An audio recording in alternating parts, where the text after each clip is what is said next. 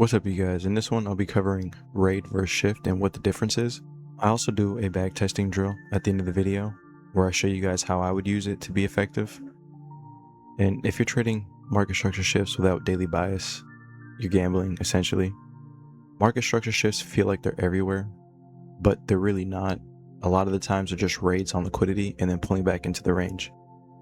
When I first got into ICT trading and I was like learning what a breaker was and how that works, everything looked like a breaker essentially. Like it runs above the high, it trades under the low.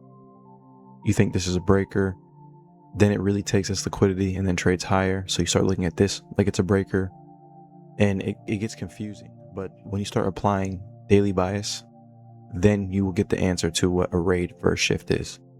So market structure shifts are not entry signals, they're just confirmation. They just show intent that price is willing to get to your draw. Bias determines direction, so you need to know bias.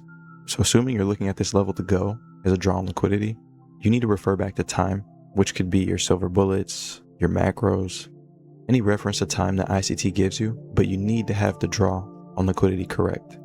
So once price gets to your liquidity, you can see market structure shift higher. Price dips down beneath a short-term low, we run back higher. We have another short-term low, we dip beneath that, and then we run higher. So essentially, if you have the right draw on liquidity, the raids are going to happen beneath short-term lows. The shifts are going to happen at the highs that put in the initial raid. So essentially, in a bullish market, your shifts will be to the upside, but you have to have the right draw. These are the initial raids on the liquidity, and these are the shifts. This is the part that a lot of traders get tripped up on, is they'll see a short-term shift, and then they start changing up the direction that they want price to go. So they'll start looking for sell side below, when in all reality, price is going higher. So whenever you have a raid on liquidity, when price is in a bull market, you can buy the sell stops on a paper account and then cover the order block. So when price shifts higher, you get another short-term raid. You can buy the order block on a paper, which is essentially buying the sell stops, and then the shift will happen.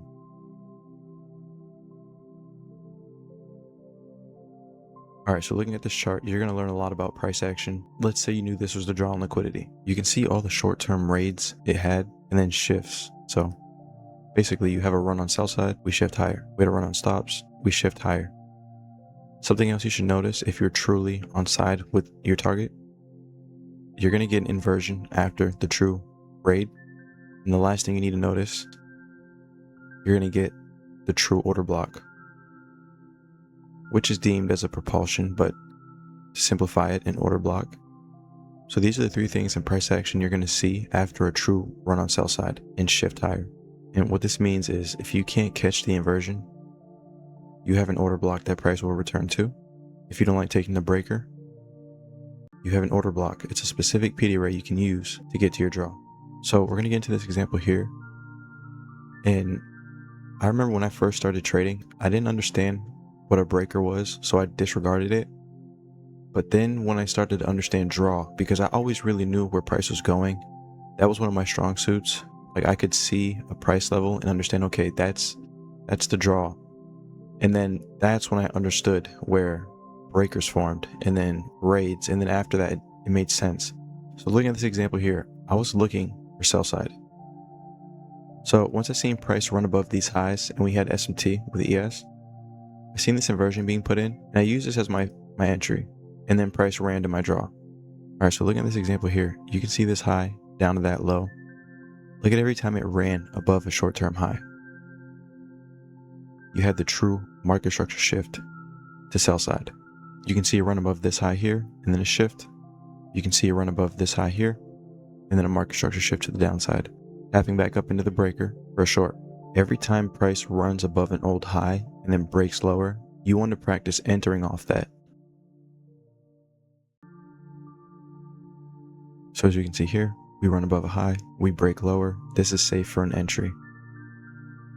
We run above a high here, we break lower. This is the deepest premium array. This is safe for an entry. All right, so in this example, we're going to tape read to that high, but the goal is we're going to try to enter trades beneath short-term lows. And I'm telling you guys now, this is the draw, and this low down here is protected. So don't think price is getting down here.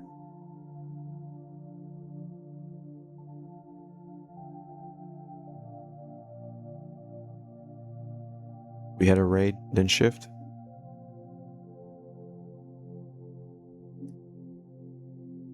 I'll cover down there, TP up here. We had a raid, then shift. I'll enter here. Covering the order block.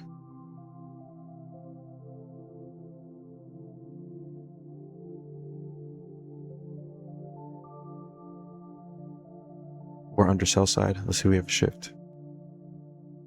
No shift, just a displacement. Okay, raid, shift.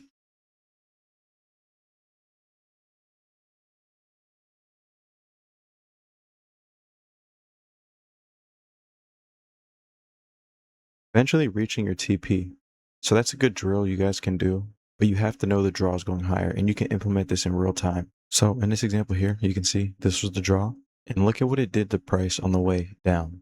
We have 3 highs here. The middle one is the intermediate term high. The 2 on the sides are called short-term highs. So with the short-term highs, those are usually liquidity. They usually get ran. The intermediate term high is where your stop loss should be. Looking at this example, you can see that here.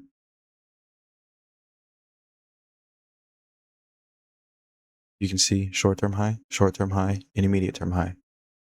This short-term high was used as a liquidity rate. And another observation you guys should know about short-term highs is they usually form in the order block. These are just some things about price action you should know if you're on side with the drawn liquidity.